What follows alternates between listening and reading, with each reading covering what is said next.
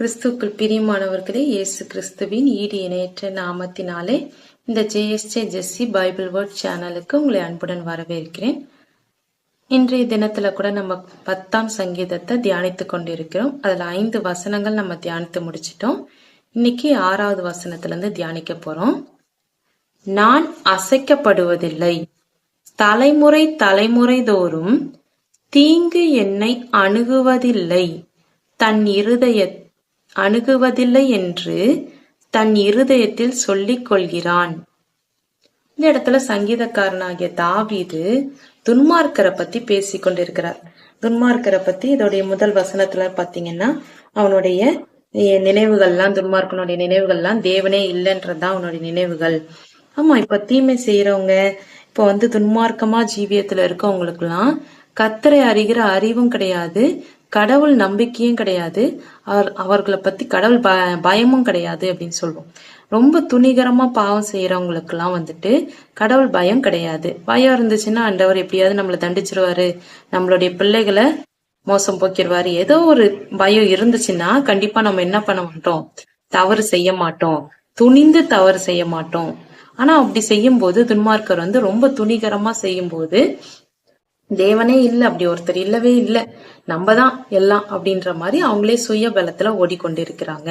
அவங்கள பார்த்து சங்கீதக்காரனாகிய தாவீது சொல்றாரு, அவங்களுடைய இருதயத்துல என்ன இருக்குது அப்படின்னு. அதாவது துன்மார்க்கர் சொல்றாங்க, நான் அசைக்கப்படுவதில்லை. துன்மார்க்கன் அவனுடைய இருதயத்துல நினைக்கிறதுன்னா, என்னை யாரும் அசைக்க முடியாது, என்னுடைய தலைமுறையா எனக்கு தீங்கே நடக்காது அப்படின்னு இருதயத்துல சொல்லிக்கிறான் அப்படின்னு சொல்லிட்டு சங்கீதக்காரனாகிய தாவீது துன்மார்க்கருடைய இருதயத்துல இப்படி எல்லாம் அவன் நினைக்கிறான் அப்படின்றத சொல்றாரு.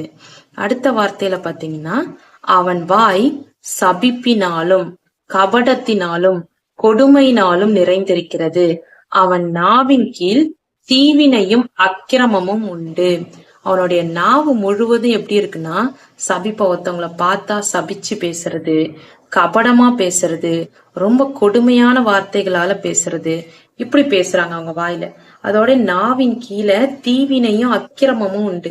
எல்லா அக்கிரமமும் ரொம்ப தீவினையான வார்த்தைகளாலையும் அக்கிரமமான வார்த்தைகளாலையும் பேசுறாங்க. இதுல என்னன்னு பாத்தீங்கன்னா, ஒரு சிலர், நம்ம தேவனை அறியாத ஜனங்கள் ஒரு சிலர் பாத்தீங்கன்னா எப்பயுமே சாபம் இடுறதோ மண்ணள்ளி தூவுறதோ இதெல்லாம் ஒரு வழக்கத்திலே வச்சிருக்காங்க. அவங்களுடைய முடிவு ஆண்டவர் பார்த்து கொண்டே இருக்கிறார். அவங்களுக்கு என்னன்னா, இதெல்லாம் ஒரு பாவமே இல்ல, நம்மள யார் கேப்பா அப்படின்ற துணிகரத்துல செஞ்சுக்கிட்டு இருக்காங்க. ஆனா ஆண்டவர் இதெல்லாமே பார்த்து கொண்டே இருக்கிறார். ஒரு நாளைக்கு அவங்களுக்கு பதில் இருக்குது. நியாய தீர்ப்பு நாள்ல கட்டாயம் எல்லாருக்கும் பதில் இருக்கு. ஒருவேளை அவங்க நினைக்கலாம், நான் பூலோகத்துல சந்தோஷமா தானே இருக்கிறேன் அப்படின்னு நினைக்கலாம். இந்த பூலோகத்துல நியாய தீர்ப்பு இல்லை, அதனால நம்ம எல்லாரும் சந்தோஷமா இருக்கலாம். நம்ம பாவம் பண்ணாலும் அக்கிரமம் பண்ணாலும் சந்தோஷமா இருக்கிற மாதிரி இருக்கலாம். ஆனா சடுதியில ஆண்டவர் நம்மள கைவிட்டுறாரு.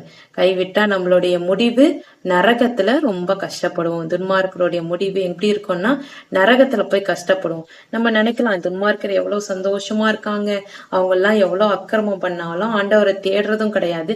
ஆனா நான் ஆண்டவரை தேடுறேன், ஆனா நான் இவ்வளவு கஷ்டப்படுறேனே. பிரியமானவர்களே, நம்மளுடைய முடிவு இங்க கிடையாது. நம்மளுடைய ஆயுசு நாட்கள் வெறும் 60-70 வருஷம்தான். பலத்தின் மிகுதியினால ஒருவேளை 80 வருஷங்கள் நம்ம வாழலாம்.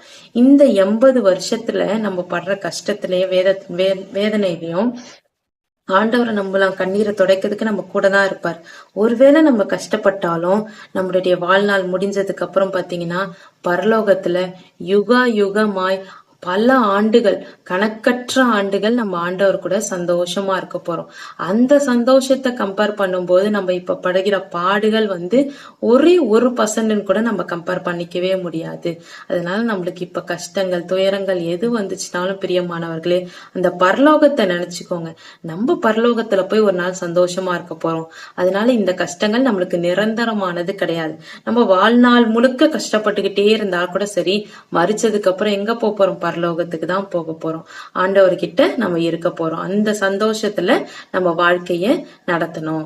நம்ம ஆண்டவர்கிட்ட நம்ம கேட்கலாம், ஒன்றும் தப்பு கிடையாது. நம்மளுக்கு இப்போ ஒரு கஷ்டம் இருக்குதா, ஆண்டவரே நீங்க எனக்கு செவி கொடுங்க அப்படின்னு சொல்லிட்டு கேட்கலாம். ஆண்டவரும் செவி கொடுப்பார்.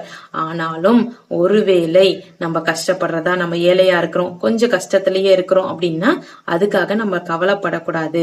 ஏன்னா துன்மார்கள் மட்டும் நிறைஞ்சு வழியிறாங்களே, அவங்க மட்டும் அசைக்கப்படாம இருக்கிறாங்களே, எவ்வளவு அக்கிரமமான பாவத்தை செய்யறாங்க, அவங்க வாயில தூஷணமான வார்த்தைகள் தான் வந்து கொண்டிருக்கிறது, சபிப்புனாலும் கொடுமைனாலும் அவங்க வாய் அக்கிரமத்தினால நிறைஞ்சிருக்கு அப்படின்னு நம்ம நினைக்கலாம். அது ஆண்டவருக்கு தெரியும்.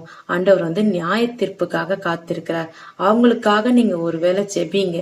ஜெபிக்கும் போது சத்துருக்களையும் சிநேகிங்கள்ன்றது வேதத்துல சொல்லப்பட்டிருக்கு. அவங்களுக்காக ஜெபிங்க. அவங்க மாறணும், அவங்களுடைய துன்மார்க்கத்திலிருந்து மாறணும், கர்த்தர் அவங்கள ரட்சிக்கணும் அப்படின்னு சொல்லிட்டு ஜெபிங்க. ஒருவேளை உங்களுடைய ஜெபம் கேட்கப்பட்டு அவர்கள் ரட்சிக்கப்பட்டு அவர்கள் மனம் திரும்பினாங்கன்னா அது நிமித்தம் பரலோக ராஜ்யம் சந்தோஷப்படும். உங்களுடைய கணக்குல வந்து அந்த ஆத்துமா எழுதப்படும்.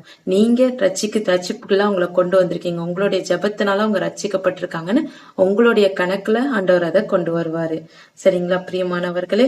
அதனால துன்மார்க்கர் மேல நம்ம பொறாம கொள்ளக்கூடாது. அவங்க சந்தோஷமா இருக்காங்களே, அவங்க ஆண்டவரே இல்லைன்னு எவ்வளவு சந்தோஷமா இருக்காங்க, நம்ம எவ்வளவுதான் ஆண்டவரைன்னு தேடினாலும் நம்மளுக்கு இவ்வளவு கஷ்டம்தான் வருது அப்படின்னு சொல்லி நம்ம ஒரு நாள நினைக்க கூடாது. கர்த்தர் தாமே உங்களையும் உங்கள் குடும்பங்களையும் ஆசீர்வதிப்பாராக. God bless you.